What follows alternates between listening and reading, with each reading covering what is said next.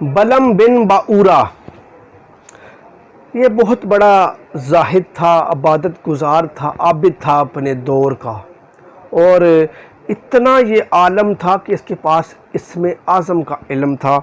اور یہ اتنا عالم تھا کہ یہ زمین پہ بیٹھ کے عرش اعظم کا مطالعہ کر سکتا تھا، اتنا یہ عالم تھا، عبادت گزار تھا، مستجاب الدعوات تھا، اس کی ہر دعا قبول ہوتی، بڑا اپنے قوم میں یہ پرہیزگار متقی بندہ تھا، اور اللہ پاک نے اس کے اوپر مطلب انعامات کرامات دی ہوئی تھی، اللہ پاک نے اس کو کہ یہ جو بھی دعا مانگتا یہ اس کی پوری ہوتی۔ تو جب موسیٰ علیہ السلام نے قوم جبارین پر حملہ کرنا چاہا بنی اسرائیل کے لشکر کے ساتھ، تو قوم جبارین بلم بن باورا کے پاس آئی کہ موسیٰ علیہ السلام اور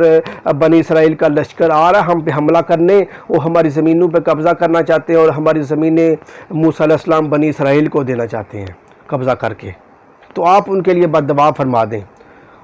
بلم بن باورا نے کہا اللہ تمہارا برا کرے، وہ اللہ کے رسول ہیں، ان کے پاس اللہ کی طاقت ہے، ان کے ساتھ فرشتوں کی جماعت ہے، ان کے صحاب کی جماعت ہے، اور اللہ کی طاقت ہے، وہ اللہ کے رسول ہے، میں ان کے لیے بد دعا نہیں کرتا۔ اس کی قوم نے کہا صاحب وہ ہماری زمینیں لے جائیں گے، ہماری زمینوں پہ قبضہ کر لیں گے، ہم کھائیں پئیں گے کہاں، یعنی اس کی قوم نے رونا پیٹنا ڈال لیا۔ بلم بن باورا نے کہا اچھا صاحب بات یہ ہے کہ میں استخارہ کرتا ہوں، اگر استخارے میں آ گیا تو میں بد دعا کر دوں گا۔ اس نے استخارہ کیا، استخارے میں بد دعا نہ کرنے کے لیے استخارہ ہوا کہ بد دعا نہیں کرنی۔ جب انہوں نے بد دعا نہیں کرنے کے لیے کہا تو اس نے صاف اپنی قوم کے انکار کر دیا کہ میں بد دعا نہیں کروں گا۔ اب ہوا کیا، اس نے تو بولا کہ میں بد دعا نہیں کروں گا، قوم کے جو معزز بندے تھے نا وہ پیسہ دولت زیور زر سب کچھ لے کے بلم بن باورا کے پاس آئے، انہوں نے کہا صاحب بات یہ ہے کہ یہ آپ کے لیے تحفے تحائف لے کے آئے ہیں، تھوڑا سا ہم پہ ترس کھائیں، مہربانی کر دیں، یہ آپ کی زندگی سنور جائے گی، کیا آپ مطلب پوری رات دن باتیں کرتے رہتے ہیں، یہ زندگی اچھی عیش و عشرت کی زندگی گزاریں، یہ تحفے تحائف لیں۔ اس کے اندر بھی وہ باتوں کا اثر ہوا تھوڑا، اس کے اندر وہ لالچ آ گئی، اس نے بولا ٹھیک ہے مال و دولت مجھے دو، میں بد دعا کرتا ہوں۔ اس نے مال و دولت لیا اور اپنے گدھے پہ بیٹھا، اور گدھے کو اس نے سٹک ماری، گدھا چلتا نہیں تھا، واپس دوڑتا، پھر یہ آگے لے کے جاتا، پھر گدھا واپس آ جاتا۔ اس نے گدھے کو مارا تو گدھے کو اللہ نے زبان عطا فرمائی، تو گدھے نے کہا کہ اے بلم بن باورا تیرا برا ہو، میرے سامنے دیکھ فرشتوں کی جماعت ہے، وہ مجھے واپس موڑتی ہے، مگر بلم بن باورا پر اس بات کا کوئی اثر نہیں ہوا۔ بلم بن باورا جیسے تیسے بھی اپنے گدھے کو لے کر خسبان نامی پہاڑ پہ چڑھ گیا،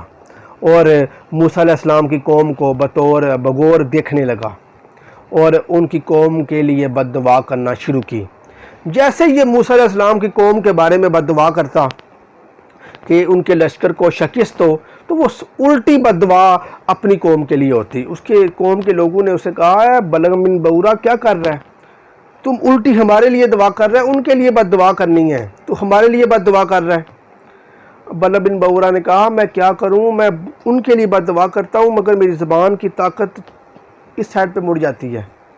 میری بد دعا میری زبان سے جو بد دعا نکلتی ہے وہ تم لوگوں کے لیے نکلتی ہے، میں کیا کروں۔ اس نے پھر بڑی طاقت کے ساتھ بڑے علم کے ساتھ بد دعا کرنا شروع کی، تو اللہ نے اس پہ عذاب بھیجا،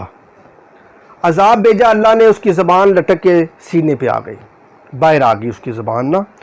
تو اب اس نے کہا ہے قوم دیکھو میرے اوپر تو عذاب آ گیا، اب میں کیا کروں۔ انہوں نے کہا پیسے لیے ہیں صاحب، اب مہربانی کرو، کچھ نہ کچھ تو کرو۔ اس نے کہا میں تو کچھ نہیں کر سکتا، تو میں ایک مشورہ دیتا ہوں، وہ کام کرو تو موسیٰ علیہ السلام کی قوم کو ضرور شکست ہوگی۔ اس نے کہا جی کام بتاؤ۔ انہوں نے کہا جی کچھ خوبصورت لڑکیاں لو اپنی قوم کی، ان کو تیار کرو، ان کو اچھا لباس پہنا کے موسیٰ علیہ السلام کی قوم کی طرف بھیج دو۔ موسیٰ علیہ السلام کی قوم کے کسی ایک بندے نے بھی ان کے ساتھ زنا کر لیا تو وہ ان کو شکست ہو جائے گی۔ اب انہوں نے ایسے کیا جیسے وہ لڑکیاں خوبصورت گئیں موسیٰ علیہ السلام کی قوم کے اندر، تو ایک رئیس زادہ تھا،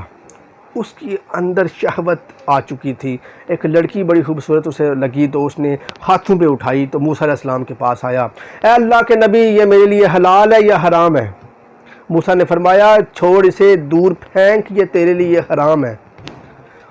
اس کے اندر شہوت آ چکی تھی، غلبہ آ چکا تھا شہوت کا. اس نے بجائے پھینکنے کے اس نے اٹھائی اور خیمے میں لے گیا، اس کے ساتھ زناکاری کرنا شروع کر دی. تو اللہ نے طاعون جیسی بیماری اس قوم پہ بھیج دی، موسیٰ علیہ السلام کی قوم پہ،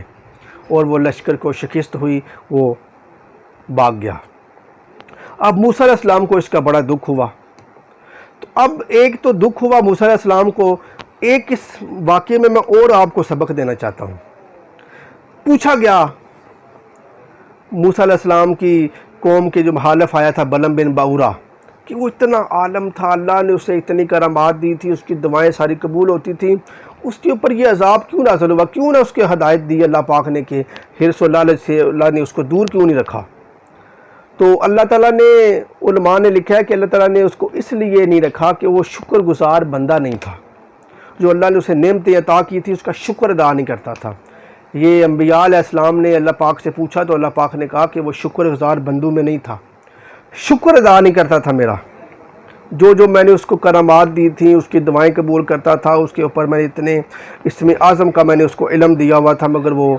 شکر ادا نہیں کرتا تھا. ایک تو مورل ہے کہ اللہ پاک کا شکر لازمی ادا کریں، جو آپ کو ہر چیز مل رہی ہے، سانس لے رہے ہیں، کھانا پینا، ہر نعمتیں اللہ پاک نے دی ہوئی ہیں، اس کا شکر ادا کریں. دوسرا، یہ جو لوگ ہمارے رشوت لے کے قوم ہماری کام کرتے ہیں، یا جو ہمارے حکمران ہیں وہ رشوت لیتے ہیں، ہمارا مال کھاتے ہیں، لالچ میں آ جاتے ہیں، ان کو یہ واقعہ سنانا چاہیے. یہ بڑا اچھا واقعہ ہے، اور اس سے سبق ملتا ہے کہ لالچ میں آ کر دیکھیں وہ جن کے پاس سب کچھ علم تھا مگر شکر نہیں کیا اور لالچ میں آ گئے تو تباہ ہو گئے. تم لوگ کس باغ کی مولی ہو؟